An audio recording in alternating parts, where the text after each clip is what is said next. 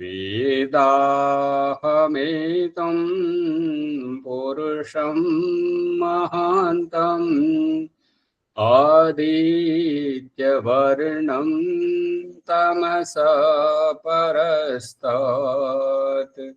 తమేవ విదిత్వా అతిమృత్యుమేతి నాన్యః పంథా విద్యతే యనాయ నాన్యః పంథా విద్యతే యనాయ. ఓం శాంతి శాంతి శాంతి. ఓం. ఈ యొక్క ఉపనిషత్ జ్ఞాన గంగా అధ్యాత్మ సత్సంగానికి వచ్చేసినటువంటి వారందరికీ నమస్తే, స్వాగతం, సుస్వాగతం. శ్వేతాశ్వతర ఉపనిషత్తు 3వ అధ్యాయము 7వ మంత్రం.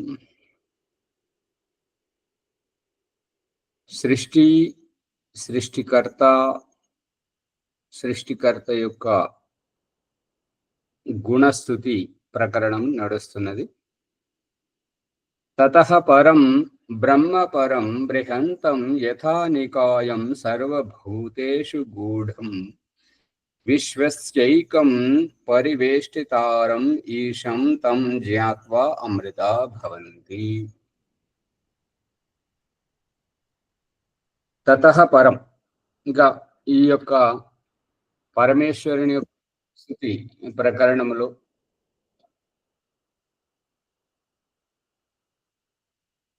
చెప్తున్నటువంటిది ఏంటంటే, బ్రహ్మ తతః అంటే ఆ యొక్క గుణస్థుతి ప్రకరణము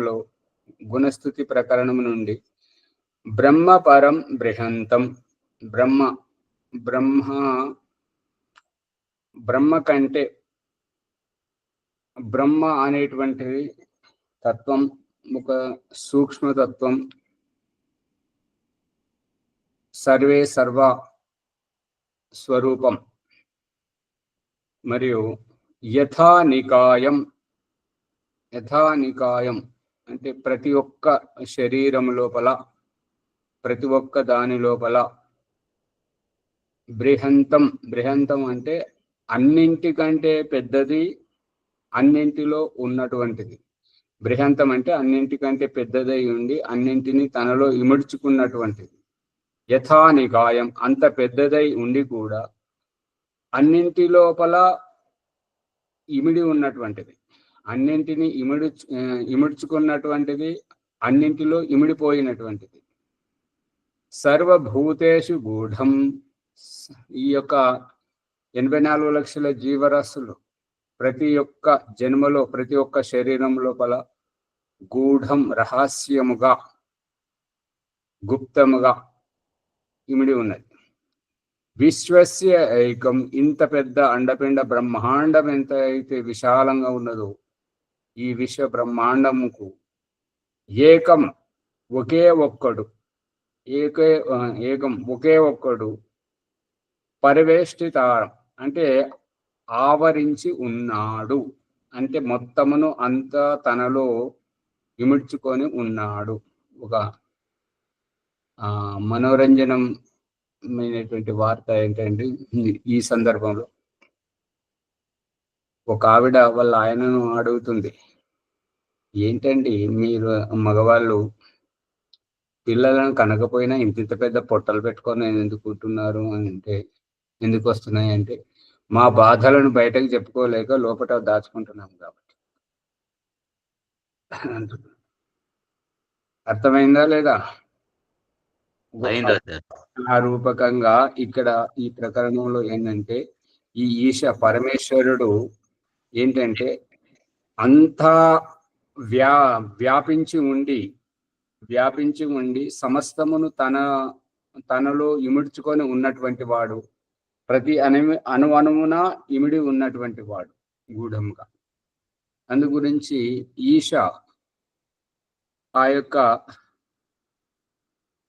పదార్థ ఈశం అనేటువంటి ఉనికి ప్రభువును తం ఆ ఆ విధముగా అన్నింటికంటే పెద్దవాడు, అన్నింటికంటే చిన్నవాడు, అందరినీ తనలో ఇముడ్చుకున్నటువంటి వాడు, అన్నింటి అణువణువున ఇమిడి ఉన్నటువంటి ఆ యొక్క రహస్యాత్మకమైనటువంటి ప్రభువును, పరమాత్మను జ్ఞాత్వా తెలుసుకొని అమృతా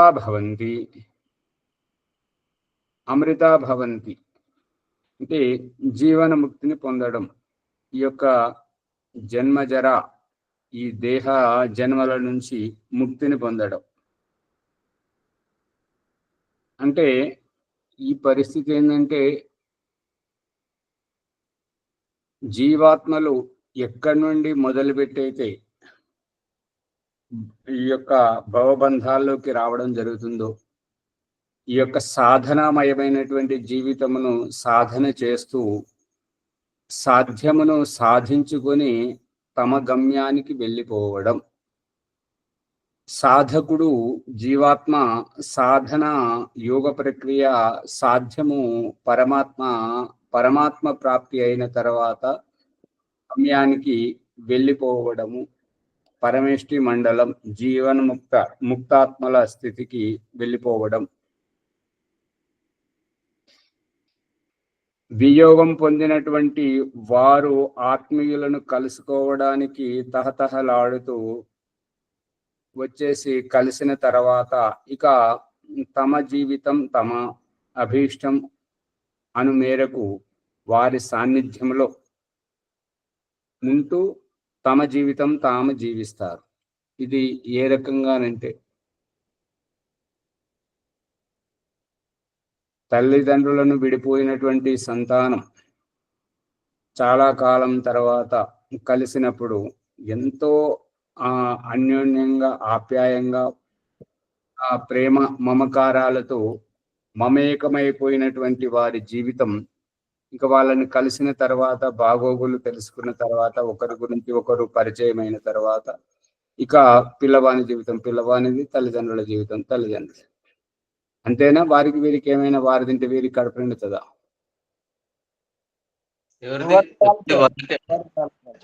ఎవరి జీవితం వారికే ఉంటుందా సార్? అయితే ఒకసారి ఈ ప్రకారంలో కొద్దిగా విస్తృతంగా వెళితే నాకు ఇక్కడ మోకాళ్ళకు దురద పెడుతుంది, మీరు కోరుకుంటారా?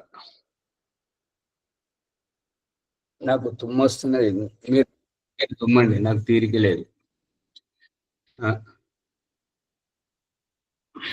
నాకు ఆకలి అవుతుంది, మీరు తింటారా? అంతే కదా. ఆ రకంగా ఎప్పుడైతే ఎదుటి వారితోటి మనకు తృప్తి కలిగినట్టయితే, ఎదుటి వారితోటి మనకు సుఖ దుఃఖాలు వచ్చినట్టయితే, ఎదుటి వారితోటి మనకు సాక్షాత్కారం జరిగినట్టయితే, ఎదుటి వారి ప్రయోగంతో మన ఆకలి దప్పికలు తీరినట్టయితే మన జీవితం అవసరం లేదు కదా. జడానికి చేతనానికి సంబంధం ఏంటి? అందుకని ఇక ఆత్మ గురించి విచారిస్తున్నారు. ఇక మీదట అక్రియ గురించి విచారించాలి. ఈ యొక్క భవబంధాల గురించి సుఖ దుఃఖాల గురించి విచారించాలి. పరమాత్మ అవసరం ఏమిటి? పరమాత్మ లేకపోతే మనం ఉండలేమా? పరమాత్మ యొక్క ప్రాముఖ్యత మన జీవితంలో ఏంటి? ఎందుకంటే పుట్టేది మనమే, చచ్చేది మనమే, మన శ్వాస మనమే తీసుకున్నాం. అమ్మగారు మైకు పనిచేయండి. మనమే అంటే నేను కదా, ఏకవచనంలో మాట్లాడితేనే బాగుంటుంది. సరే, నేను పుట్టేది నేనే, చచ్చేది నేనే, శ్వాస తీసుకునేది నేనే, చూసేది నేనే, వినేది నేనే, బాధ కలిగితే ఏడ్చేది నేనే, అది ఏదైనా సంతోషం కలిగితే ఉల్లాసపడేది నేనే. అన్నీ నేనే చేసుకున్నప్పుడు నా జీవితంలో దేవుడి యొక్క అవసరం ఏంటి? ప్రభాకర్ గారు, ఇది అవసరమేనా? అవసరమే సార్. మరి ఈ విధంగా ఆలోచించాలి. వరలక్ష్మి గారు, సాక్షాత్కారం ఒకరు చేపిస్తే అయ్యేటువంటిది కాదు, ఎవరికి వారు చెయ్యాలి అనేటువంటిదే దయానంద సరస్వతి గారి యొక్క సందేశము, ఈ ఉపనిషత్ ఋషి యొక్క సందేశం. ఇతరులు దారి చూపిస్తారు, దారి నడవాల్సింది మనమే. అమ్మ తినిపిస్తుంది, కారణం ఏంటంటే అసమర్థ స్థితిలో తినిపిస్తుంది, తర్వాత మనమే తినాలి. అన్నీ నేర్పిస్తుంది. అందు గురించి దయానంద సరస్వతి ఋగ్వేద మంత్ర ప్రమాణ పూర్వకంగా ఇమమ్మే గంగే యమునే శతుద్రి, ఇమమ్మే గంగే యమునే సరస్వతి శతుద్రి అనేటువంటి ఋగ్వేదము 10వ మండలము 75వ సూక్తం 5వ మంత్రాన్ని విడమర్చి చెప్తూ చేస్తున్నటువంటిది ఏంటంటే ఇడాపింగళ ఈ ఇడాపింగళ నాడులతోటి స్వాధిష్టానంలో ఉన్నటువంటి ఆత్మను సుషుమ్న నాడి వరకు చేరవేసి అక్కడ సాక్షాత్కారం చేసుకోవాలి. చేరవేసుకున్నది మనమే.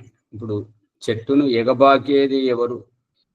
ఎగబాకిన తర్వాత ఆ చెట్టు పండ్లను కోసుకోవాలి, ఆ పండ్లను తెంపుకోవాలి. ఇప్పుడు ఎగబాకేది ఎవరు? పండ్లు తెంపుకునేది ఎవరు? మొదలు చెట్టు అయితే ఎక్కాలి కదా. అదే ముందు ఎక్కాలి. అదే అందుకని పింగళ నాడుల ద్వారా ఈ చెట్టును ఎక్కించడం, ఊర్ధ్వ రేతస్సులను గావింపజేయడం. అంతస్తులోకి వెళ్ళాలంటే మెట్ల మీద నుంచి ఎక్కాలి, నిచ్చెనను ఎగబాకాలి, అప్పుడే ముందుకు పోవడం జరుగుతుంటుంది. తద్వారా ఈశ్వర తత్వాన్ని తెలుసుకొని జీవన్ముక్తి పొందడం జరుగుతుంది. ఇక 8వ మంత్రాన్ని చూడండి. వేదాహమేతం పురుషం మహాంతం ఆదిత్యవర్ణం తమసః పరస్తాత్ తమేవ విదిత్వా అతిమృత్యుమితి నాన్యః పంథా విద్యతే యనాయ. విదజ్ఞాని ధాతువుతోటి వేద శబ్దం ఏర్పడింది. ఉత్తమ పురుష ఏకవచనం వేద. జాంతాహం తెలుసుకున్నాను. అహం ఎవరు తెలుసుకున్నారు అంటే అహం నేను, కర్తను. ఏతం ఈ యొక్క సృష్టికర్తను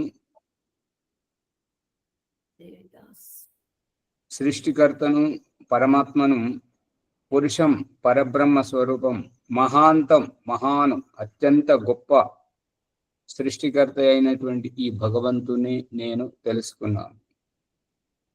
అతడు ఎలా ఉన్నాడు అంటే ఆదిత్య వర్ణం, ఆదిత్య ఆసమంతా దీప్యతే ఇది ఆదిత్య.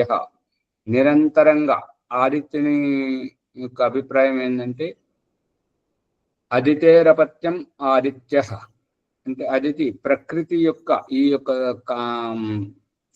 వెలుగుతున్నటువంటి సూర్యుని స్వరూపం ప్రకృతి యొక్క వికారం. దీన్ని అందుకే ఇంకొక పర్యాయవాచి పదంగా మార్తాండం అంటే మృతపిండం అంటే మట్టి యొక్క వికారం. మట్టి అనేక రకాలుగా ఉంటుంటది. అటువంటి రకములలో ఈ సూర్యుడు కూడా ఒక రకం. ఈ తెల్ల రంగు మట్టి, ఇప్పుడు తెల్ల సిమెంట్ కూడా వచ్చింది కదా, ఆ రూపకంగా ఈ మట్టి అనేక రకాలుగా ఉన్నది కాబట్టి అందుకనే ఈ ట్యూబ్లలో వేసేటువంటి సున్నమేనా అదేంటిది? ట్యూబ్లో వేసేటువంటిది పాలపు బుగ్గలు వస్తుంటాయి కదా, తెల్లది వెలుతురు, దాంట్లో ఉండేటువంటిది ఏంటిది? అది సున్నములాగా. ట్యూబులు పగలగొట్టినప్పుడు లోపలికి వెళ్ళి ఇట్లా పట్టుకుంటే చేతికి అంటుతుంది కదా. ఒక రకమైనటువంటి కెమికల్ ఆచార్య, ఇది ఫాస్ఫరస్ ఏదో ఉంటుంది ఆచార్య. అది ఆయన పాదరసం అంటారు కదా ఆచార్య, ట్యూబ్ లైట్ల ఉండేది ఏముంటది? పాదరసం. అది కాదు, పాదరసం అది కాదు. అది తెల్లగా చేతికి అంటుతుంటది కదా అవును, అంటుతుంటది. ఈ ట్యూబ్ లో. ఆచార్య తెల్ల బంగారం కూడా ఉంటుందా? తెల్ల బంగారం అంటే వెండినే, నల్ల బంగారం అంటే బొగ్గు. తెల్ల బంగారం అంటే అది ఇది కాదు, పత్తి పత్తి. పత్తి. అయి అదితి ప్రకృతి యొక్క సంతానం. అదితేరపత్యం ఆదిత్య. ఆదిత్యుడు ఆదిత్యవర్ణం. ఆ భగవంతుడు ఎలా ఉన్నాడు అంటే తెల్లని మచ్చలేని స్వచ్ఛమైనటువంటి ప్రకాశ స్వరూపం. ప్రకాశ స్వరూపం. ఇక్కడ ఆశ్రమంలో ఇదివరకు ఉన్నటువంటి స్వామి గురించి ఆయన గారు ఏమని చెప్తుంటారంటే దేవుడి గురించి ప్రకాశ స్వరూపం అంటారు. ప్రకాశము జడము నాశనమయ్యే వస్తువు, ప్రకాశము కాదు. ప్రకాశకీయ తత్వం పరమేశ్వర స్వరూపం. ప్రకాశము ప్రకాశకీయ తత్వం. పట్టుకుంటున్నారా శ్యామలయ్య గారు? తెలుసు. ప్రకాశం పేరు, ప్రకాశకీయ తత్వం పేరు. ప్రకాశకీయ తత్వం పరమేశ్వర. ప్రకాశమును వెలిగింప చేసే తత్వం. అంతే, ప్రకాశింపజేసేవాడు. అందుకని అతడు ఈ ప్రకాశం పరమాత్మ ఎందుకు కాదు అని అంటే, ఈ గొడవ ఒకటి ముందుకు ఇదివరకు చెప్పుకున్నాం కదా. సూర్యుని వెంట సూర్యుడు చీకటిని తరుముతున్నాడని చీకటి వెళ్ళి పరమాత్మకు చెప్పుకున్నది కదా. అందుకని ఈ సూర్యుడు నా వెంట పడుతున్నాడు అంటే, దినం వెనుక రాత్రి, రాత్రి వెనుక దినం అంటే, వెలుతురు వెనుక చీకటి, చీకటి వెనుక వెలుతురు అంటే, వెలుతురును కమ్మేస్తున్నది కాబట్టి వెలుతురు శాశ్వతం కాదు. కాబట్టి మరి పరమేశ్వరుడు అయితే శాశ్వతం కదా. మరి శాశ్వతంగా ఉన్నటువంటి ప్రకాశ స్వరూపుడు పరమేశ్వరుడు అయినప్పుడు మరి చీకటి తరుముకు వస్తుంది కదా వెలుతురును. మరి ఆ రకంగా అన్నప్పుడు ఈ యొక్క ప్రకాశ స్వరూపం పరమాత్మ కాదు అనేటువంటి మరి స్వామీజీ ఎలా చెప్పారో, మరి ఈ అమ్మగారు ఎలా అర్థం చేసుకున్నారో, వీరు చెప్పేది మాత్రం లేదు. అందు గురించి ఇందులో దోషం. తమసః పరస్తార్. ఈ యొక్క ఆదిత్య వర్ణం, ఈ యొక్క తెల్లని మచ్చలేని స్వచ్ఛమైనటువంటి ఈ ప్రకాశ స్వరూపం ఎటువంటిది అంటే తమసః పరస్తాత్. చీకటికి అందని స్వరూపం. చీకటికి అందని స్వరూపం. చీకటికి అందేటువంటిది, చీకటి చేత కమ్మబడుతున్నటువంటిది, చీకటి చేత ఆవరించబడుతున్నటువంటిది ఇది సూర్యప్రకాశం.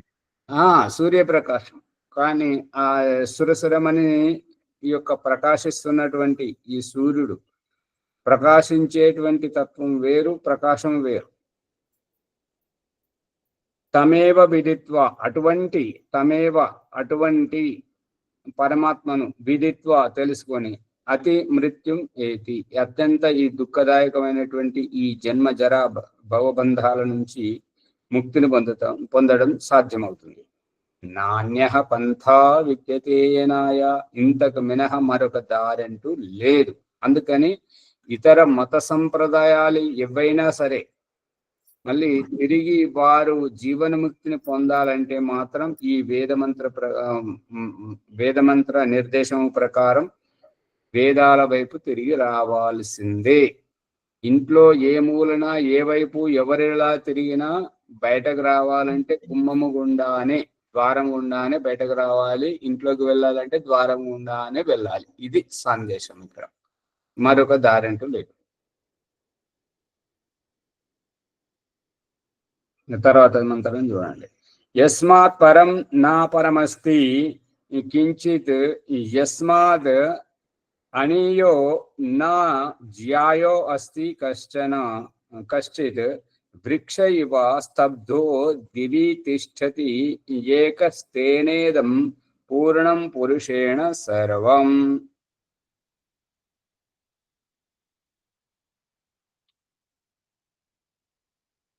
ఇక్కడ చెప్పబడుతున్నటువంటిది ఏంటంటే యస్మాత్ పరం, యస్మాత్ పంచమ విభక్తి, యస్మాత్ దేని నుండి అయితే, యస్మాత్ పరం దేనికంటే, ఏదైతే ఈ యొక్క పరమేశ్వర స్వరూపం ఉన్నదో అంతకు మినహా అంతకు మించి, పరం నా అపరం అస్తి అంతకు మించి ఇంకొకటి లేదు. ఏదున్నా దానికి లోపలే దాని పరిధిలోనే ఉంటుంది, కానీ దానికి మించి ఇంకేది లేదు. నా అపరం అస్తి, ఇంకా అంతకు మించి ఇంకా పరము ఇంకేది లేదు. ఇప్పుడు మనకేంటంటే ఓం ప్రకాష్ అభిప్రాయం ఇహ పరలోకం. ఇహ అంటే ఈ జీవితం, ఇప్పుడు ప్రస్తుతం ఉన్నటువంటి మన జీవిత విధి విధానం. పరలోకం, పరలోకం అంటే ఈ జీవితం తర్వాత, చనిపోయిన తర్వాత, ముక్తిని పొందిన తర్వాత అనేటువంటి ఇహ పరలోకములను తన అభిప్రాయముగా ఓం ప్రకాష్ ఎట్లయితే చూపించాడో, ఈ యస్మాత్ పరం ఈ యొక్క పరమేశ్వరుని కంటే మించి నా అపరం అస్తి ఇంకొకటి పరలోకం అనేటువంటిది ఏమీ లేదు, ఏదున్నా ఈశ్వరంలోనే ఉంది అనేటువంటిది అభిప్రాయం. కించిద్ ఏ మాత్రం కూడా నా పరమస్తి కించిద్ యస్మాన్ నా అనేయో నా జ్యాయో అస్తి కశ్చిత్. ఇక అంతకు మించి పరమేశ్వరుడు ప్రతి అణువున ఉన్నాడు కాబట్టి అంత పరమేశ్వరునికి మించినటువంటి ఈ యొక్క అణుస్వరూపం ఏమీ లేదు. అనీయ అణు అంటే చోట, చోట అంటే చిన్నది, అవి అంతకంటే సూక్ష్మాతి సూక్ష్మం ఇంకేమీ లేదు. అంటే పరమాత్మ కంటే జీవుడు స్థూలమైనటువంటి వాడు, పరమాత్మ కంటే జీవుడు స్థూలమైనటువంటి వాడు, జీవుడి కంటే పరమాత్మ అత్యంత సూక్ష్మం. ఇప్పుడు కపిల మహర్షి చెప్తున్నటువంటిది ఏంటంటే సత్వరజస్తమసాం సామ్యవస్థ ప్రకృతి ప్రకృతిర్ మహాన్ మహతోర్ అహంకార అహంకార పంచ తన్మాత్రాన్యుక్తేంద్రియం మనః పురుష. ఈ పురుషుణ్ణి విప్పుతున్నటువంటి దయానంద సరస్వతి చెప్తున్నాడు ఏంటంటే పురుష ఇది జీవాత్మ పరమాత్మశ్చేతి. జీవాత్మ మరియు పరమాత్మ, జీవాత్మ కంటే సూక్ష్మ అయినటువంటి వాడు పరమాత్మ అని దయానంద సరస్వతి సత్యార ప్రకాశంలో చెప్తున్నాడు. నా జ్యాయో అస్తి కశ్చిత్, ఇక అతనికంటే గొప్పగా ఇంకేమీ లేదు, అతడే అందరికంటే గొప్పవాడు.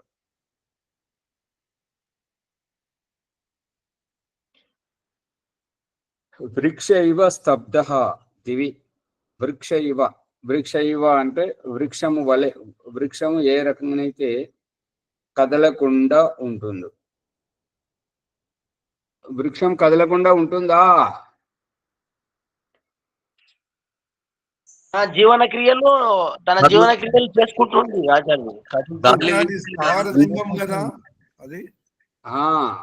అంటే ఒక్కొక్క దానికి ఒక్కొక్క వైవిధ్యం ఉంటుంది. నడిచే చెట్లు ఉంటాయి, మర్రి చెట్టు ఊడలను దింపుకుంటూ మూలాన్ని లేపుతుంది, ఊడలను దింపుకుంటూ మూలాన్ని లేపుతుంది. గమనించారా? గమనించాం. కానీ ఇక్కడ చెప్తున్నటువంటిది ఏంటంటే వృక్ష ఇవ స్తబ్దో దివి, ఈ యొక్క వృక్షము మనకి ఏ రకంగా అయితే ఒక చోట నిలబడ్డట్టుగా కనిపిస్తూ ఉందో అదే రకంగా పరమాత్ముడు ఈ యొక్క అండపిండ బ్రహ్మాండాలన్నింటినీ ఈ యొక్క విశ్వమునంతా తనలో ఇముడ్చుకొని స్తంభించి ఉన్నాడు, స్థిరముగా ఉన్నాడు అనేటువంటిది అభిప్రాయం. తిష్టతి ఏకః తేనేదం పూర్ణం పురుషేణ సర్వం. ఈ రకంగా స్థిరముగా ఉన్నటువంటి ఆ యొక్క పురుష పరమాత్మలోనే ఈ యొక్క విశ్వ బ్రహ్మాండమంతా సంపూర్ణంగా ఉన్నది. అతనికి ఈ బయట అతనికంటే మించి, అతనికంటే అతని తహతకు అందకుండా ఏమీ లేదు, ఏమున్నా అతనిలోనే ఉంది, అతనిలోనే ఇమిడి ఉంది, అతడే అన్నింటినీ సర్వమును ఇమిడ్చుకొని ఉన్నాడు అనేటువంటిది అభిప్రాయం.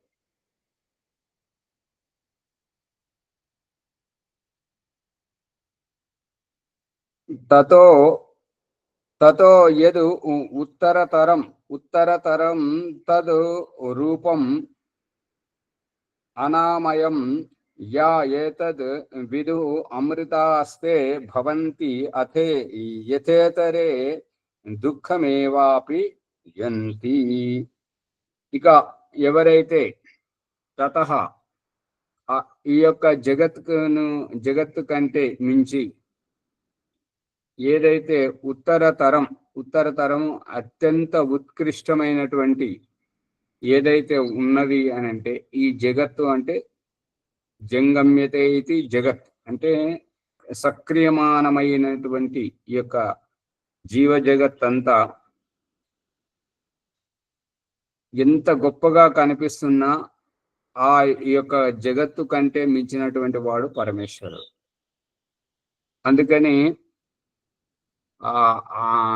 అమ్మమ్మ గారు పిలుస్తున్నది ఏంటంటే మనవాడేమో ప్రకృతిని చూస్తున్నాడు, ఉదయించే సూర్యుడిని, ఆ సరస్సును, ఆ గుట్టల మధ్యలోంచి ఉదయిస్తున్నటువంటి సూర్యుని చూసి అమ్మమ్మ లోపలేం చేస్తున్నవి, బయటకు రావే, ఇంత సుందరమైనటువంటి అందమైనటువంటి దృశ్యంగా అనిపిస్తుంది అంటే అప్పుడు అమ్మమ్మ ఏమంటుందంటే, ఒరే మనవడా,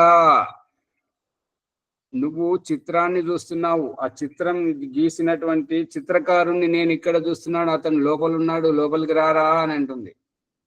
లోపలికి రమ్మనంటే ఎక్కడికి బాలరాజు గారు?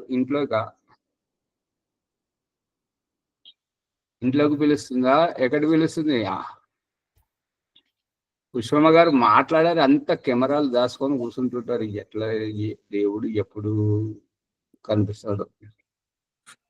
అమ్మగారు దర్శిస్తుంది చిత్రకారుడు, అందుకని మనవాడిని పిలుస్తుంది. నువ్వు కూడా భాగ్యలక్ష్మి అమ్మ గారు మీరు చెప్పండి. శ్యామలయ్య గారు చెప్పండి. అమ్మగారు అమ్మమ్మ తన లోపలనే భగవంతుని దర్శించుకోవాలి ఆత్మ. గాయత్రి చెప్పండి. ఎవ్వరు మాట్లాడారు? దేవిదాస్ గారు ఆత్మని శుద్ధి చేసుకోవడం సార్. ఇంకా స్పష్టంగా ఇంకో భీమరావు గారు చెప్పండి. అమ్మమ్మ పిలుస్తుంది మనవడిని, లోపలికి రమ్మంటుంది. లోపలికి అంటే ఏ లోపలికి? ఇంట్లోకా లేదంటే దేవుడి గుడిలోకా ఇంకెక్కడికి? మనసు లోపల నుంచే పిలుస్తుంది. మనము బయట చూస్తున్నాము, బయట వస్తువులను చూస్తున్నాం, కానీ ఆ వస్తువులను ప్రకాశింపజేస్తున్నది ఎవరో తెలుసుకోవాలని, లోపల అంతరాత్మలో చూడాలని చెప్తుంది. వరలక్ష్మి గారు చెప్పండి. ఎక్కడికి రమ్మంటుంది అమ్మమ్మ మనవాడిని? మనవాడిని లోనకే రమ్మంటుంది, కానీ నాలో నేను చూసుకోవాలి, బయట చూస్తే ఏమి కనిపించదు, ఆహ్లాదమే తప్ప అని చెప్తుంది ఆచార్య. మళ్ళీ చెప్పండి. బయట ఆహ్లాదమే నేర్చుకుంటున్నాను, అలాగే పిల్లరా అని చెప్తుందండి అమ్మమ్మ. జయమ్మ గారు చెప్పండి.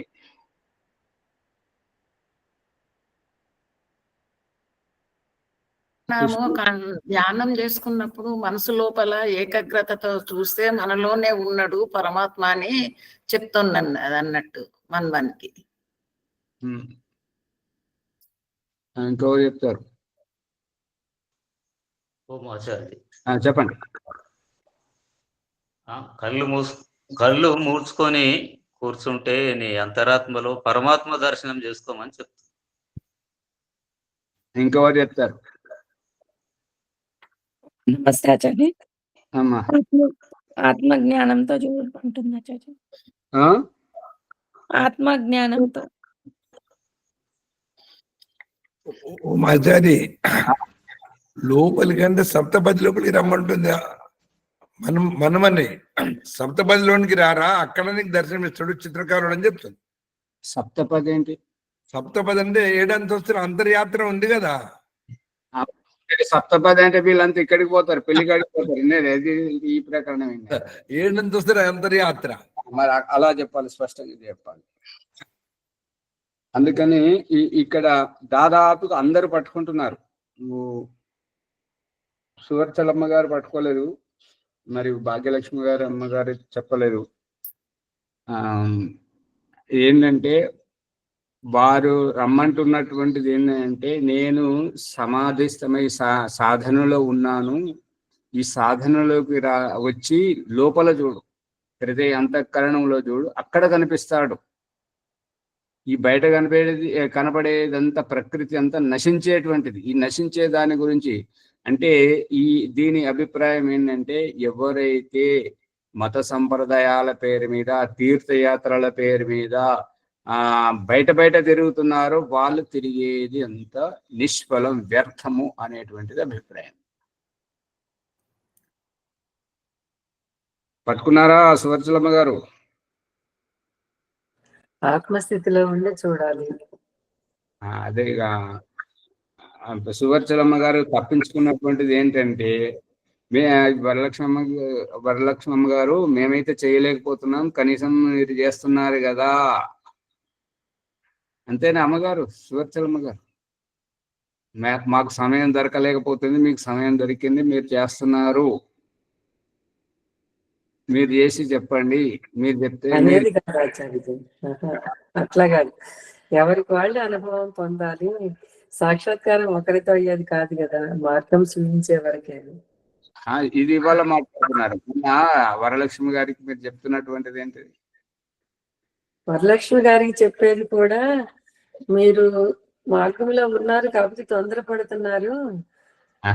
అది కాదు, మళ్ళీ సంజయ్ చెప్తున్నారు. సరే వదిలే, ఆ రోజు మళ్ళీ ఆ ఎపిసోడ్ ని వినండి, తెలుస్తుంది.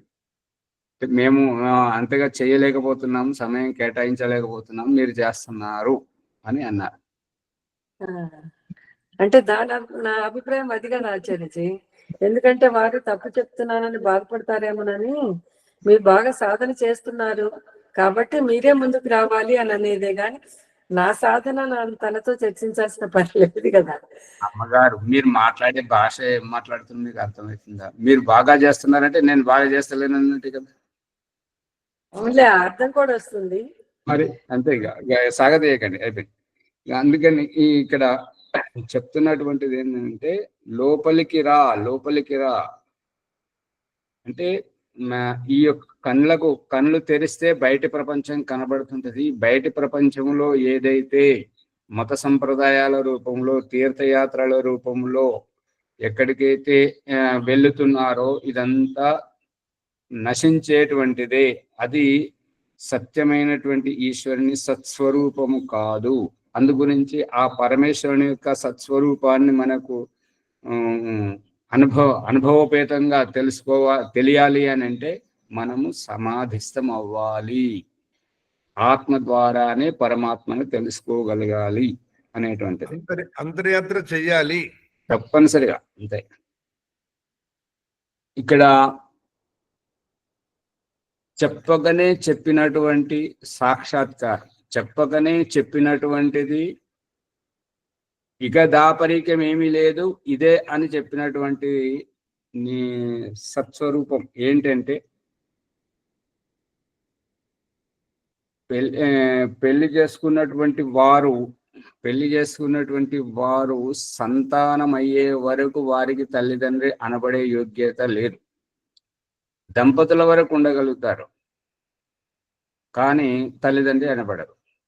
ఎంత చదువుకున్నా సరే, చదువుకున్నటువంటి వ్యక్తి ఎంత నైపుణ్యం పొందినా సరే, ఎప్పటి వరకైతే తన విద్యను ఇతరులకు పంచలేడో, ఇతరులకు జ్ఞానోదయం కలిగించలేడు, గురువు అనబడడు. గురువు అనబడాలి అని అంటే శిష్యుణ్ణి చేరదీసి అతనికి జ్ఞానోదయం కలిగించాలి. ఎప్పటి వరకైతే మనము ఒకరికి సహకరించలేమో వాళ్ళకంటే మనం గొప్పగా కాలేము. ఇప్పుడు పడిపోతున్నటువంటి వారిని మనం పట్టుకుంటే దేవుడిలా వచ్చి కాపాడావు, దేవుడిలా వచ్చి కాపాడావంటే ఆ రక్షించేటువంటి ఆ గుణం మనలో చూసి మనల్ని దేవుడితో పోల్చి దివ్యమైనటువంటి స్వరూపం. ఇక్కడ తల్లిదండ్రి, అక్కడ గురువు, ఇక్కడ దేవుడు, ఈ ముగ్గురిని చూపిస్తూ ఏంటంటే మన వ్యవహారములో, మన ప్రవర్తనలో మార్పు వస్తే మనకు పరమాత్మ సాక్షాత్కారం కలుగుతుంది. సంతానముగా జన్మిస్తే తల్లిదండ్రిగా ఇంకొకరిని మనం పొగిడే కంటే మనం కూడా సంతానంకు జన్మనిస్తే మనము ఇంకొకరి చేత పొగడబడతాం. గురువుగా ఇంకొకరిని గౌరవించే కంటే మనలో గురుత్వం వస్తే మనం కూడా గౌరవించబడతాం మరొకరి చేత. దేవుడిలా వచ్చి కాపాడితే మనము ఒకరిని దేవుడని పొగిడే కంటే మనం కూడా ఇంకొకరిని కాపాడితే మనం కూడా దేవుడిగా కీర్తించబడుతుంటాం. ఇది జీవాత్మ ద్వారా స్పష్టంగా అవుతుందా లేదా? ఆచార్య విశ్లేషణ చాలా బాగున్నది. అదే మరి అందుకని దయానంద సరస్వతి చెప్తున్నది, ఈ ఉపనిషత్తు ఋషి చెప్తున్నది ఏంటంటే జీవాత్మ ద్వారా పరమాత్మ సాక్షాత్కారం అని అన్నప్పుడు ఇది ఈ వివరణ ఇవ్వాల్సిందే.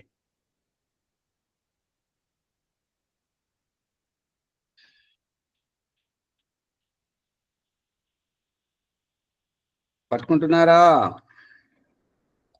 శ్యామలయ్య గారు? అర్థమవుతుంది ఆచార్య.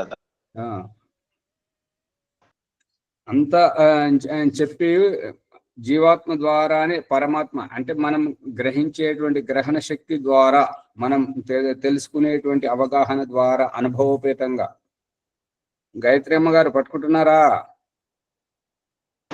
పట్టుకుంటున్నా. అర్థం కాకపోతే అడగండి, ప్రకరణంలో అడిగితే ఇంకా మంచిగా లోతుగా అర్థమైతే. అందుకని ఈ యొక్క పరమాత్మను తెలుసుకున్నటువంటి వారు, ఈ పరమాత్మ సాక్షాత్కారం పొందినటువంటి వారు, ఇక వారికి తెలుసుకోవలసినటువంటిది ఏమీ లేదు. కాబట్టి స్వార్థపరులైతేనేమో మోక్షానికి వెళుతుంటారు. ఇక పరమార్థం ఆశించేటువంటి వారేమో వెనుకకు వచ్చి ఈ ఉపనిషత్తులు, ఈ వేద భాష్యము, ఈ యొక్క దర్శన శాస్త్రాలు, ఈ రకంగా వాళ్ళ అనుభవాన్ని మనతో పంచుకోవడానికి ప్రయత్నించినటువంటి జైమిని మహర్షి ఏనుగు చేత చంపబడ్డాడు. ఈ యొక్క పాణిని మహర్షి సింహం చేత. ఇక ఈ రకంగా అంటే ఈశ్వర సాక్షాత్కారం అయిన తర్వాత జీవనముక్తిని పొందేటువంటి వారు, వాళ్ళు వేదమంత్రం ప్రకారం కేవలాఘో భవతి కేవలాది, ఎవరి దగ్గరైనా ఏదైనా వస్తువు ఉంటే దానిని పంచుకొని తినేటువంటి వారు గొప్పవారు.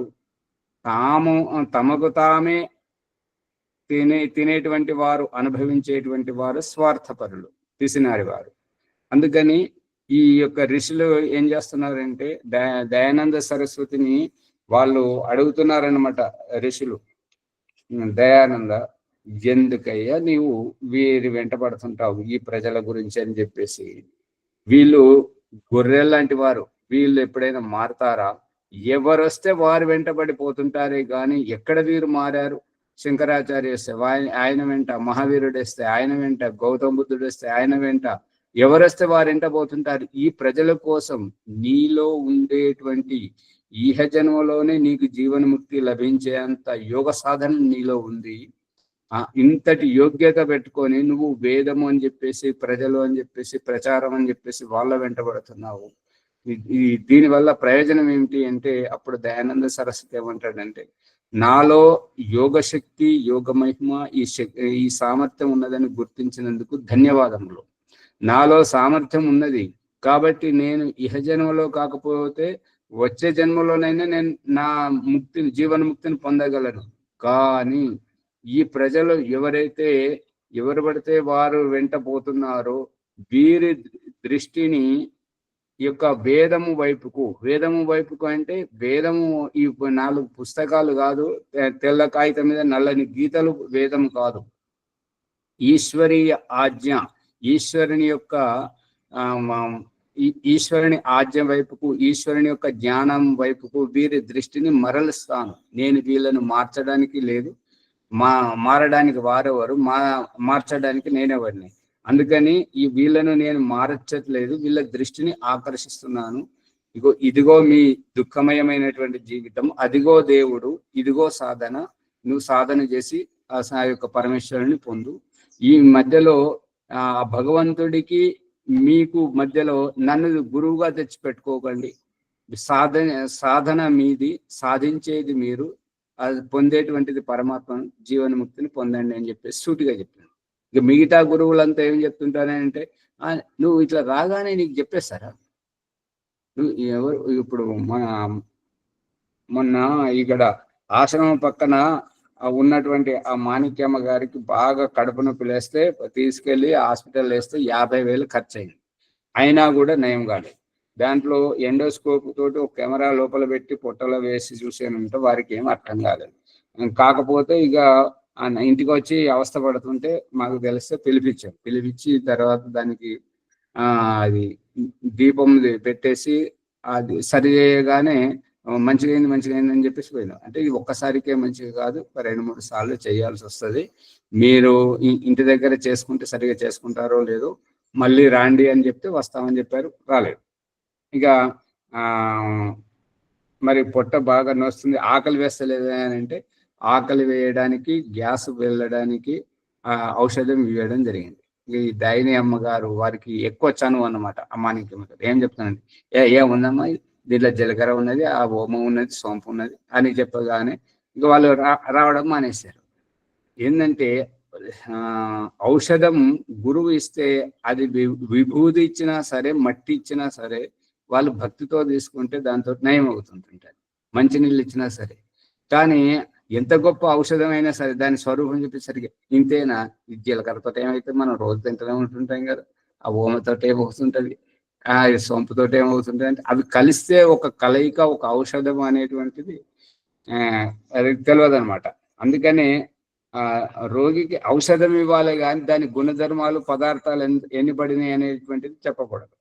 ఎవరైతే నేర్చుకుంటానంటున్నారో వారికి ఔషధం ఇవ్వకూడదు, వారికి పదార్థాన్ని చూపెట్టాలి, ఎట్లా గుర్తించాలో చెప్పాలి, అది ఏం పని చేస్తుందో చెప్పాలి. ఆ రకంగా చెప్పినప్పుడు వారు నేర్చుకోగలుగుతారు. అర్థమవుతుందా? బాలరాజు గారు ఏమంటారంటే ప్రాక్టికల్ ఇది జ్ఞానం బాగానే ఇస్తున్నారు కానీ మరి ప్రాక్టికల్ ఎప్పుడు చేపిస్తాను అంటారు, కానీ ప్రాక్టికల్కు వారు రారు. శ్రమలే గారు అది అంత అది గుర్తించాలి. అందుకని ఇక్కడ ఆ నానమ్మ పిలుస్తున్నటువంటి, మనవడు పిలుస్తున్నటువంటిది ప్రకృతి స్వరూపం, ఆ నానమ్మ పిలుస్తున్నటువంటి ఈశ్వరుని స్వరూపం. వరలక్ష్మి గారు తొందరపడ్డటువంటిది ఏంటంటే, అంతకుముందు రోజు ఏంటంటే వారు వెనుకకు తగ్గుతున్నారు, ఇతరులకు అవకాశం ఇస్తున్నారు, తొందర పడట్లేదు, తగ్గుతున్నారని ఆ రోజు వారిని పొగడడం జరిగింది. తర్వాత రోజే ఈ రకంగా గొడవ పడ్డారు. అందుకని నేను పొగడం పడినా ఆచార్య, అతను పొగడిన ఆచార్య ఆచరిస్తాను కానీ అంతే. అంటే గురువు ఏంటంటే పొగిడితే ఉత్సాహం వస్తుంది, ఇంకా బాగా చేస్తారు అనేటువంటిది. కానీ అక్కడే పొరపాటు జరిగిపోతుంది. సరే, అందుకని మనం ఒదగాలన్నట్టు, ఎదిగిన కొద్ది ఒదిగితే మనలో యోగ్యత వస్తుంటుంది. ఓం ఆచార్యజీ నమస్తే. మీరు ఇది ఆశ్రమంలోకి వచ్చినప్పుడు మీరు అగ్ని వెలిగించారు కదా, నాకు నువ్వు అందుకనే కదా మీరు ముట్టుకొని ఇచ్చారని అడిగారు.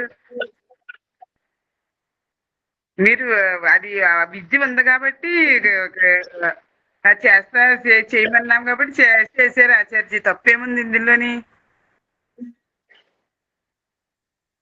చెప్పండి సమాధానం. ఇప్పుడు వారు చెప్పింది మీకు ఎవరికైనా అర్థమైందా? మునిగారు ఏమంటున్నారు? ఏం అర్థమైతే లేదు ఆచార్య, ఏమంటారు అని తెలుస్తలేదు. అది చెప్పండి అమ్మగారు.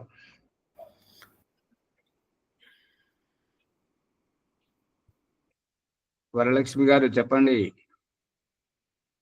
సరే, ఈ అది రకంగా కాదండి. అదే అప్పుడు మీరు ముట్టుకోనివ్వరని నిన్న మొన్న అన్నారు కదా ఆచార్జీ. మరి అంత క్రితం సౌత్సలం గారు చేశారు, వాయువు ఉందనే కదా నాకు చేశారు.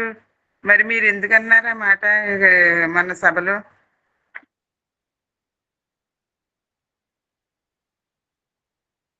సువర్చలమ్మ గారు ఏంటి అన్నారో చెప్పండి. ఇప్పటికీ ప్రశ్న ఏంటో అర్థం అవ్వలేదు వరలక్ష్మి గారు. మీరు చెప్పింది మీరు అడిగే ప్రశ్న అర్థం అవ్వట్లేదు. మీకు దగ్గర అది పెట్టి రూపాయలు పెట్టి అది అగ్ని వెలిగించారు కదా, అది నాకు వచ్చేటప్పుడు చేశారు. సాయంత్రం వెళ్తానగా రేపు కోసం వెళ్తామనగా చేశారు ఆచార్యజీ. అది చేసింది మొన్న చెప్పారు కదా ఆచార్యజీ, ముట్టుకోనివ్వరనేసి అన్నారు కదా. ఎందుకని అలాగన్నారు? మరి చేసేది విద్య ఆయనే కదా. ఇప్పుడు ఆ అంశం వచ్చింది కాబట్టి ఆ ప్రకారం చెప్తున్నాను, అది అడుగుతున్నాను ఆచార్యని. ఇప్పుడు ఎవరికైతే ఇప్పుడు ఆ దీపం పెట్టడం గురించి అంటున్నారా? దీపం పెట్టడం గురించి చెప్తున్నారు ఆచార్య. దీపం పెట్టడం గురించి అంటే అక్కడ నొప్పి ఉన్నటువంటి వారికి అది నేర్పించడం గురించి చేసేటువంటిది. ఆ రకంగా మనం వెంటనే ముట్టుకుంటే ఆ వేడి మీద చర్మం ఊడొస్తుంది, అధికం ముట్టుకోనివ్వట్లేదు. అది ఆ చల్లారిన తర్వాత ఆ దాంట్లో ఉన్నటువంటి గ్యాస్ పోయిన తర్వాత దానికి అది బయటకు వచ్చేస్తుంది. అంతవరకు ఓపిక పట్టాలని చెప్పినటువంటిది. ఇక్కడ ఆ దాయిని అమ్మగారు ఔషధం గురించి చెప్పారు, అందుకే వారు శ్రద్ధ లేకుండా మళ్ళీ రావట్లేదు అని మళ్ళీ హాస్పిటల్కి పోయారు అనేటువంటి దాని గురించి చెప్పడం జరిగింది. అంతేగాని మరి మీరు దీని గురించి చేసేది కాదు. ఇది వేరేగా ప్రకరణం వేరే కదా. ప్రభా గారు వినబడలేదు ఆచార్యది. అదే మరి కామెంట్ లో రాస్తే కరెక్ట్ తెలుస్తుంది. ఇన్నిసార్లు చెప్పినా కూడా మరి వారి చెప్పదలుచుకున్నది ఏంటనేది తెలుస్తుంది. సరే వదిలేండి. ఇక్కడ అభిప్రాయం ఏంటంటే మనము సమాధిస్థమై సాధన చేస్తేనే అనుభవోపేతంగా ఈశ్వరుని యొక్క సాక్షాత్కారం అనేటువంటిది కలుగుతుంది. ఇది కంటికి చూపించేటువంటిది, ఇంకొకరు చేస్తే మనకు వచ్చేటువంటిది కాదు, ఎవరికి వారు చెయ్యాల్సిందే. దాని గురించే పతంజలి మహర్షి ఆసన సిద్ధి నుంచి, శరీరాన్ని ఆసన సిద్ధి నుంచి మొదలుకొని ప్రాణాయామం చేయించి, ఈ ప్రాణాయామాన్ని స్తంభవృత్తిలో ఆపడం ఎందుకు ఆపమన్నారు పతంజలి మహర్షి, సరిగానే ఉంది, అది వారి అభిప్రాయం. కానీ ఆపడం ఎందుకు?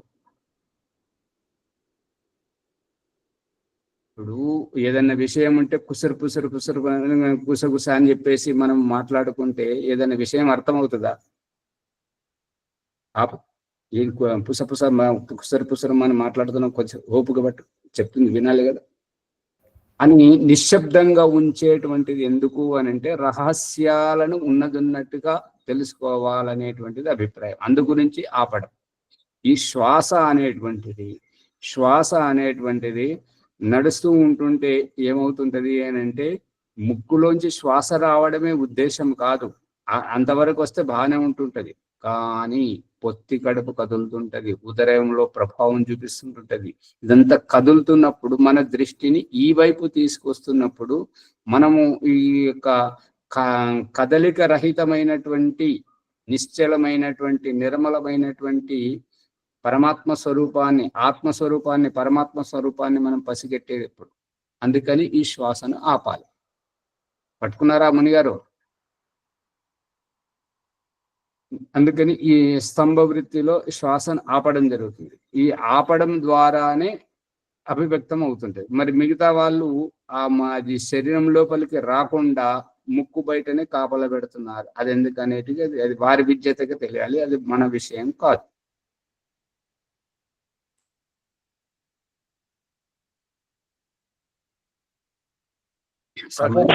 ఒక పాట పాడాలనుకుంటున్నాం ఆచార్య. పాడండి. ఓం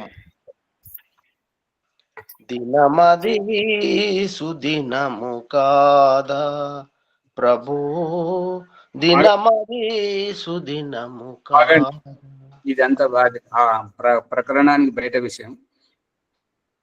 ఈ ఏదైనా పాడితే ప్రకరణంలో బొదిగేటట్టు ఉండాలి, ప్రకరణాన్ని విప్పేటట్టుగా ఉండాలి, అప్పుడు బాగా అనిపిస్తాయి. ఇది వేరే విషయం మీరు వాడేటువంటి. అందుకని ఇక్కడ అరూపం, రూపరహితమైనటువంటి అనామయం. అనామయం అంటే జరా మరణ రహితం, వ్యాధులకు దూరంగా. వ్యాధులు వచ్చేటువంటిది దేహానికి, పేరు పెట్టేటువంటిది దేహానికి. కానీ ఈ యొక్క ఈశ్వరుని యొక్క స్వరూపం ఎటువంటిది అంటే అరూపం, రూపరహితమైనటువంటిది. ఆకృతికే అందనటువంటిది, అనుభవోపేతంగా తెలుసుకోగలిగినటువంటిది. ఏతద్ విదుహు, ఇటువంటి పరమేశ్వర స్వరూపాన్ని విదుహు తెలుసుకొని అమృతాః భవంతి. అమృత అంటే మృత స్థాయి నుంచి అమృత స్థాయికి, చచ్చేటువంటి స్థితి నుంచి చావకుండని స్థితి వరకు జీవన్ముక్త దశకు పొందడం, ఆ దశను పొందడం, ముక్తిని పొందడం జరుగుతుంది. అందుకని పరమేశ్వరి యొక్క స్వరూపాన్ని అనుభవపేతంగా తెలుసుకోవాలి. అథ ఇతరే దుఃఖం ఏవ అపీయంతి. ఎవరైతే ఈ యొక్క ఈశ్వర స్వరూపాన్ని తెలుసుకోకుండా రూపము దగ్గరే, రూప ఆకృతుల దగ్గరే, మత సంప్రదాయాల దగ్గరే, గురువుల దగ్గరే, అవతారాల దగ్గరే, మాతాజీల దగ్గరే ఉండి పరమాత్మ తత్వానికి దూరంగా ఎవరైతే ఉంటున్నారో వారు దుఃఖమేవ అపియంతి, ఈ దుఃఖమును అనుభవిస్తుంటారు అనేటువంటిది ఈ యొక్క ప్రకరణం ద్వారా చెప్పబడినటువంటిది. సమయం అయిపోయింది కాబట్టి మునిగారు ముందుకు తీసుకెళ్ళండి ఈ ప్రకరణాన్ని. ఇంత డాక్టర్ 11 అయిపోయింది. ఓమాచారి 10వ మంత్రం కూడా అయిపోయిందా? 10 వరకు అయిపోయింది.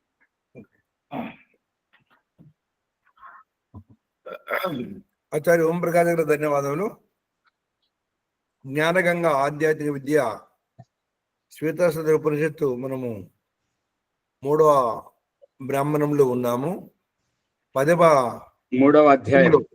అధ్యాయము 10వ సంపుటంలో మనము లోతుగా ఆలోచిస్తున్నాము. ఆత్మను ఏ విధంగా గుర్తించాలి, తర్వాత పరమాత్మను ఏ విధంగా గుర్తించాలి, ఆత్మ ఎలా మనకు ఆత్మను తెలుసుకోవడానికి అనేక రకమైన ఉదాహరణను తెలియజేస్తూ, తర్వాత పరమాత్మను తెలుసుకోకపోతే కలిగేటువంటి నష్టము, ఖాళీ భ్రమణతో గడపడం జీవితం కాదు, అనుభవభేదంగా తెలుసుకుంటేనే మనము ఈశ్వరి ఆనందాన్ని పొందుతామనేటువంటి యథార్థ సత్యాలు మనం తెలియజేస్తున్నారు. వారికి మరోసారి ధన్యవాదాలు. ఈరోజు వైదిక సందేహోపాసన మరి నాది ఉన్నది, మీదే. ఓకే, ధన్యవాదములు. మునిగారు ఈ ఎపిసోడ్ ను లైక్ చేయండి, చెప్తా ఆచార్య. లైక్ చేయండి, షేర్ చేయండి, సబ్స్క్రైబ్ చేయండి, పక్కన ఉన్న గంట సింబల్ గట్టిగా నొక్కండి. 1-2 సార్లు వినాలి. మీ గ్రూపులలో ఉన్న మెంబర్స్కి, మన బంధువులకు, మిత్రులకు, ఇవన్న శత్రువులకు కూడా ఇదని పంచండి. ధన్యవాదం. వైదిక సందేహోపాసన ప్రణముని భాగ్యం. ఒక్క మాట, వరలక్ష్మమ్మ గారు ప్రభాకర్ గారి మాట మీరు విన్నారో లేరు, మీరు చెప్పదలుచుకున్నది ఎన్నిసార్లు చెప్పినా ఎవరికి అర్థం అవుతలేదు. కాబట్టి మీరు ఆ కామెంట్ రూపంలో దాంట్లో కామెంట్ రూపంలో రాసేవారి ప్రశ్న సందేహం తీరుతుంది. అదే రాయగలిగితే మంచిదే. రాయలేని స్థితిలో పేపర్ మీద రాసి దాన్ని ఫోటో పెట్టండి, గ్రూపులో పెట్టండి, సమాధానం వస్తుంటాయి. అంతేనా ప్రభాకర్ గారు? అవునా సార్, అది కరెక్ట్ ఉంటుంది, స్పష్టంగా ఉంటుంది. సమయం మిగులుతుంది ఎక్కువగా. మునిగారు మిగిలండి. ఓం అమృతోపకరణమసి స్వాహ. ఓం అమృత అభిదానమసి స్వాహ. ఓం సత్యం యశస్త్రీర్మైస్త్రీ త్రేతామ స్వాహ. ఓం శన్నో దేవీ రవిష్ఠయా ఆపో భవంతు పీతయే శయోరవిస్రవంతు నః. ఓం వాక్ వాక్, ఓం ప్రాణః ప్రాణః, ఓం చక్షుః చక్షుః, ఓం శ్రోత్రం శ్రోత్రం, ఓం నాభిః, ఓం హృదయం, ఓం కంఠః, ఓం శిరః, ఓం బాహుభ్యాం యశోబలం, ఓం కరతల కరపృష్ఠే తదా మార్జన మంత్రాః.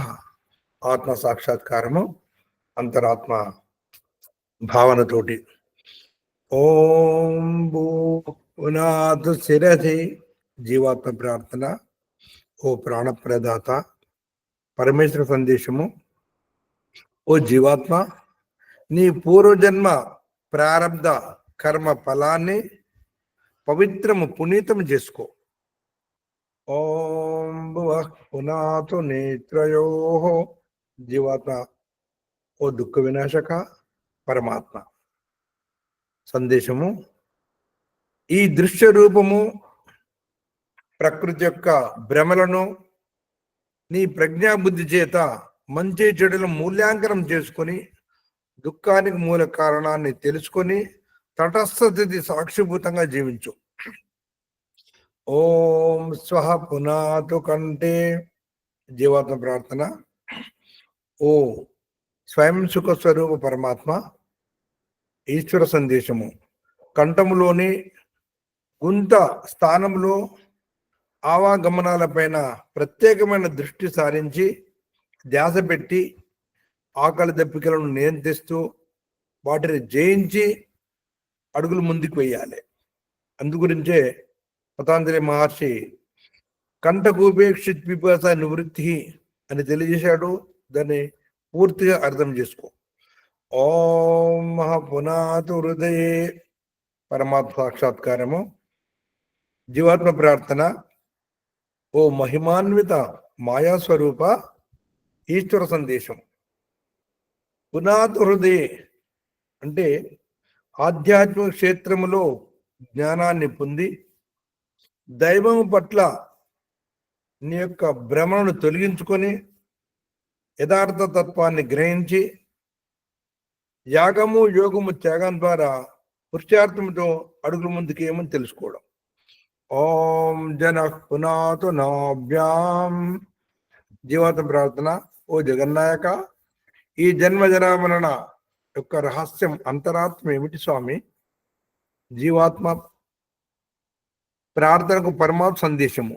పునాతు నాభ్యాం అంటే నాభిర్మే చిత్తం విజ్ఞానం, నాభి చక్రే కాయమూహ జ్ఞానం యోగ దర్శనము. ఈ నాభి ప్రదేశంలో సంయమనముతోటి తపస్సు చేసినట్టయితే ఈ తిని తాగి విసర్జించేటువంటి జీవితంలో అర్థం చేసుకుని అడుగులు ముందుకేయడం తెలుసుకోవడం. ఓం తపః పునాతు పాదయో. జీవాత్మ ప్రార్థన. ఓ పరాత్పర, ఈ తపస్సు యొక్క అంతరార్థం ఏమిటి స్వామి? ఈశ్వర సందేశం.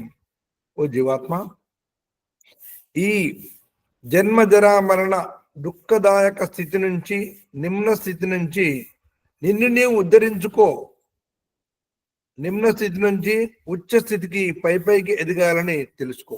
అంటే జంగాభ్యాం పదభ్యాం ధర్మో అస్మి విశిరాజ ప్రతిష్ఠిత. యజుర్వేదము. పాదతొంటి ఎముకల మధ్యలో నేను అనే ఈ జీవాత్మ నివాసం ఉంటున్నాను తెలుసుకోవడం. ఓం సత్యం పునాతు పునఃశిరసి. జీవాత్మ ప్రార్థన. ఓ అవినాశి అయిన పరమాత్మ, ఓ సత్యస్వరూప ఈశ్వర సందేశం. ఓ జీవాత్మ, పవిత్ర భావనతో మరొకసారి శిరస్సునందు అనుభవపేతముగా తెలుసుకుంటే ధన్యుడు అవుతావు. ఓం పురీష వసాన సుకృతస్య లోకే తత్ర గచ్చ ఎత్ర పూర్వే పరేత. యజుర్వేదము 13:31. ఓ జీవాత్మ, నీవు ఇక్కడ ఉండవలసిన వాడవు కాదు. ఎక్కడికైతే నీ పూర్వజులు తరించి వెళ్ళిపోయారో అటు ఆ పుణ్యలోకాలకు వెళ్ళు. ఓ జ్ఞానస్వరూప ప్రకాశ స్వరూప పరమాత్మ, ప్రకాశం కనిపిస్తుంది కానీ నువ్వు కనిపించడం స్వామి. ఎక్కడున్నావు? సూర్యుని ప్రకాశమును ప్రకాశింపజేస్తున్నది ఆ ప్రకాశమును నేనే. నా శక్యతే వర్ణయుద్ధం గిరా తదా స్వయం అంతఃకరణేన గృహ్యతే అని తెలుసుకోండి. ఓం ఖం బ్రహ్మ. జీవత ప్రార్థన. ఓ సర్వవ్యాపక పరమాత్మ, ఈశ్వర సందేశం పునాతు సర్వత్ర సమస్తమును పవిత్రం చేసుకొని ఈ సంకుచిత శారీరక పింజరము నుంచి అధిగమించి ఆకాశం వలె అంతటా వ్యాపించి ఉన్న ఆ నిరాకార తత్వాన్ని అనుభవపేతంగా తెలుసుకో. అష్టచక్ర నవద్వారా దేవానాం పౌరయోధ్య తస్యాం హిరణ్మయ కోశే స్వర్గో జ్యోతిష వృత. అథర్వణ వేదము 10:2-31. 8 చక్రములు 9 ద్వారములతో ఈ ఇంద్రియాల అయోధ్యాపురము ఈ దేహముని తెలుసుకో. అందులో స్వర్గమనే స్వర్ణమయ ఆవాసముతో ప్రకాశిస్తున్న జ్యోతిని అనుభవపేతంగా తెలుసుకో. 7 అంతస్తుల అంతర్యత్ర అత ప్రాణాయామ మంత్రాః. ఓం భూః ఓం భువః ఓం స్వః ఓం మహః ఓం జనః ఓం తపః ఓం సత్యం.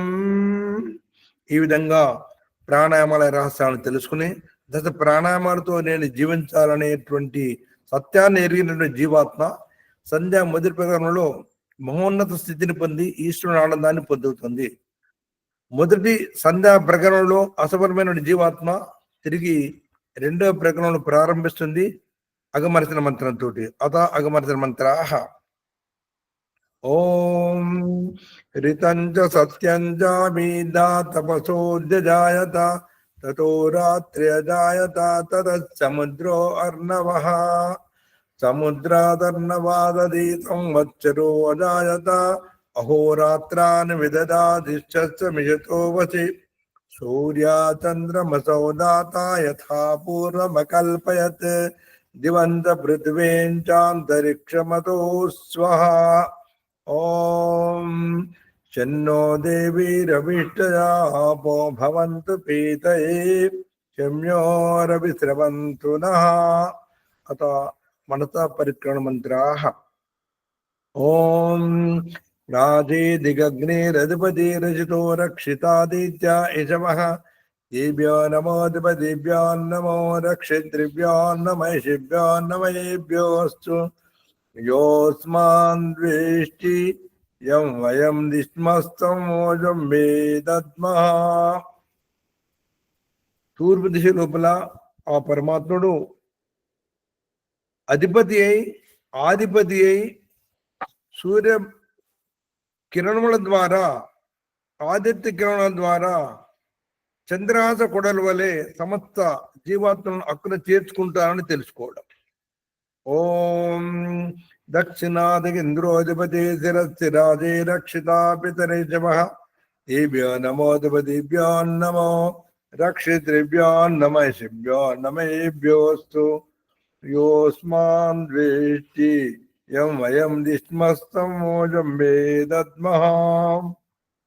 దక్షిణ దిశలో ఆ పరమాత్ముడు అనంత ఐశ్వర్య స్వరూపుడై ఇంద్రుడై సమస్త ప్రాణులను రక్షిస్తున్నాడని, ఆ తర్వాత సృష్టి క్రమానికి వంకర టింకరగా నడిచేటువంటి ప్రాణుల నుండి మరియు కుటిల కుతంత్రాలతో నడిచేటువంటి ప్రాణుల నుండి తల్లిదండ్రులను రక్షిస్తున్నాడని తెలుసుకోవడం.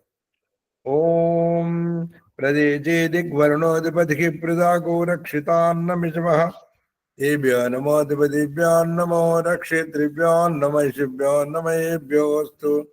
యోస్మాన్ ద్వేష్టి యం వయం దిష్మస్తం మోజం వేదద్మః. పడమర దిశ లోపల లేదా పశ్చిమ దిశ లోపల ఆ పరమాత్ముడు వరుణుడుగా ఉండి సమస్త ప్రాణులు కంటికి రెప్పలా కాపాడుతున్నాడు అని తెలుసుకోవడము. ఆ అనంతరము ఆహార ధాన్యాలలో పొట్టతో ప్రాకులాడేటువంటి పురుగులను క్రిమికీటకాలను ఉత్పన్నం చేసి జీవాత్మను హెచ్చరించినాడు. ఓ జీవాత్మ, ఈ అన్నము నిరాపద జీవన ఆధారమని అనుభవభేదంగా తెలుసుకో. అని చెబుతూ సమస్త ప్రాణులను అన్నదాతగా రక్షిస్తున్నాడని గ్రహించాడు. ఓం ఉదీచేదిక్ సోమాధిపతి స్వజో రక్షితాజనిరిషభ ఏభ్యో నమోధిపతిభ్యాన్ నమో రక్షితృభ్యాన్ నమః నమేభ్యోస్తు యోస్మాన్ ద్వేష్టి యం వయం దిష్మస్తం మోజం వేదద్మహాం. ఉత్తర దిశ లోపల చంద్రుడు సోముడుగా సోమరూపంలో ఆధిపతి అయి ఉండి స్వయముగా పుట్టుకొచ్చేటువంటి క్రిమి కీటకాలకు చరాఘాతమైన విద్యుత్తును ఉత్పన్నం చేసి వాటిని సంహరిస్తూ పంటలకు సస్యశ్యామలను నత్రజనిని ఉత్పన్నం చేసి కాపాడుతున్నాడని తెలుసుకోవడం. ఓం ధ్రువాదికి విష్ణురధిపతి కల్మా చగ్రీవో రక్షితా వీరుదేశమః తేభ్యో నమోధిపతిభ్యో నమో రక్షితృభ్యో నమేభ్యోస్తు యోస్మాన్ ద్వేష్టి యం వయం దిష్మస్తం మోజం వేదద్మః. ఆ పరమాత్ముడు క్రింది దిశ లోపల విష్ణు రూపంలో ఆధిపతి ఉన్నాడని తెలుసుకుని ఆ పరమాత్ముడు భూగర్భ విషవాయువుల నుండి వాతావరణ కాలుష్యతం నుండి సమస్త ప్రాణులను రక్షిస్తున్నాడని వృక్ష వనస్పతి వీరుద ఔషధం ద్వారా కాపాడుతున్నాడని తెలుసుకోవడం. ఓం ఊర్ధ్వాదిక్ బృహస్పతిరధిపతి శత్రో రక్షితా వర్షమిషమః తేభ్యో నమోధిపతిభ్యాన్ నమో రక్షితృభ్యాన్ నమేభ్యోస్తు యోస్మాన్ ద్వేష్టి యం వయం దిష్మస్తం మోజం వేదద్మః. ఆ పరమాత్ముడు పై దిశ లోపల అనంత జ్ఞాన స్వరూపుడై సమస్త ప్రాణుల రక్షణార్థము బృహస్పతి అయి చతుర్వేదాలను జ్ఞానాన్ని ప్రసాదించి సర్వ ప్రాణులకు ఆకాశ సముద్రం నుండి అమృత జలాన్ని వర్షింపజేసి చర్మవ్యాధులను నుండి కాపాడుతున్నాడని తెలుసుకోవడం. ఈ విధంగా పరమాత్ముడు అన్ని దిశలలో నుండి నన్ను కంటికి రెప్పలా కాపాడుతున్నాడని గ్రహించినటువంటి ఆ జీవాత్మ మరొక అడుగు ముందుకేస్తూ ఉపస్థాన మంత్రాల ద్వారా పరమాత్మని ప్రార్థిస్తున్నారు. అత ఉపస్థాన మంత్రాః జాత వేదతే శృణువామ సోమమరాతీయతో నిదహాతి వేదః సనః పరిషదతి దుర్గాని విశ్వానావేవ సింధుం దురితత్యగ్నిః చిత్రం దేవానాముదగాదనీకం చక్షుర్మిత్రస్య వరుణస్యాగ్నేః ఆప్రద్యావా పృథివీ అంతరిక్షం సూర్య ఆత్మా జగతశ్చ ఉదిత్యం జాతవేదతం దేవం వహంతి కేతవః దృశే విశ్వాయ సూర్యం ఉద్వయం తమసత్పరిస్వః పశ్యంత ఉత్తరం దేవం దేవత్ర సూర్యమగన్మ జ్యోతిరుత్తమం. ఈ విధంగా ఉపస్థాన మంత్రం ద్వారా ప్రార్థించిన పరమాత్మ, ఓ స్వామి, ఎక్కడో తప్పు జరిగింది స్వామి, నిన్ను ప్రార్థించి అనుభవపేతముగా మోక్ష స్థితికి పొందలేకపోయాను స్వామి, దయచేసి మరొకసారి అవకాశం ఇవ్వము అని ఉపస్థాన మంత్రంలో ప్రార్థన జీవాత్మ ప్రాయచిత్త మంత్రం ద్వారా పరమాత్మని వేడుకుంటుంది. అత ప్రాయచిత్త మంత్రాః ఓం తచ్చక్షుర్దేవైతం పురస్థా శుక్రముచ్చరత్ పశ్చేమ శరదాశ్చితం జీవేమ శరదాశ్చితం శృణుయామ శరదాశ్చితం బ్రభ్రవామ శరదాశ్చితం అదీనాశ్యామ శరదాశ్చితం భూయచ్చ శరదాశ్చితా. ఓం శన్నో దేవీరవిశ్వయాపో భవంతు పీతయే శన్యోరవిశ్రవంతు నః. ఓం భూర్భువస్వః తత్సవితుర్వరేణ్యం భర్గో దేవస్య ధీమహి ధియో యో నః ప్రచోదయాత్. ఓ పరమేశ్వర, నీ అనంత కృప వలన మేము నర్చిన ఈ జప ఉపాసనాది కర్మముల మూలమున ధర్మ అర్థ కామ మోక్షముల అనేది ఈ చతుర్విధ పురుషార్థములను మాకు వెంటనే ఈ జన్మలోనే సిద్ధించినట్లు అనుగ్రహింపము స్వామి. అత నమస్కార మంత్రాః. ఓం నమః శంభవాయ చ మనోభవాయ చ, నమః శంకరాయ చ మయస్కరాయ చ, నమః శివాయ చ శివతరాయ చ. ఓం శన్నో దేవీరవిష్టయా ఆపో భవంతు పీతయే శయ్యోరవిశ్రవంతు నః. ఇది వైదిక సంధ్యోపాసన ప్రణముని భాగ్యనగరము. అత శాంతి మంత్రం. ఓం దేవ శాంతిరంతరిక్షకం శాంతి, పృథివీ శాంతి, ఆపా శాంతి, ఓషధే శాంతి, వనస్పతే శాంతి, విశ్వే దేవా శాంతి, బ్రహ్మ శాంతి, సర్వం శాంతి. శాంతిరేవ శాంతి సామా శాంతిరేది. ఓం శాంతి శాంతి శాంతి. నమస్తే ఆచార్య.